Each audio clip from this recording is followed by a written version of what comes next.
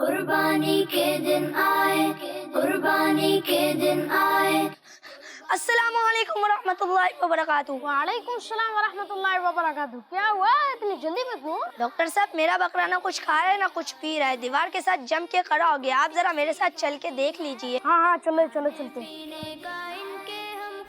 Doctor साहब ये देखिए, ये है मेरा बकरा, देखिए। अच्छा, हाँ भाई बकरे, क्या बात है, ये दीवार से चिपक कर क्यों खड़े हो?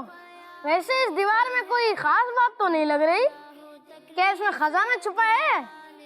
ये बकरा तो वैसे दूसरे बकरों से बहुत अलग है, कुछ खाने के लिए लेके आओ। आई है कुर्बानी के दिन आए, फिर ईद आई है, दिल की खुशी से हम करें कुर्बानी या खुदा, प्यारे अल्लाह ये कोशिश तो कबूल फरमा। हाँ भाई बकरे, अब बताओ क्या बात है?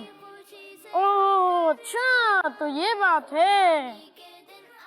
भाई साहब, पता है कितनी गर्मी हो रही है और आप इसको धूप में घुमा रहे थे सारा दिन। प्यारे बच्चों, जिस तरह इंसानों को गर्मी लगती है, इसी तरह जानवरों को भी गर्मी लगती है।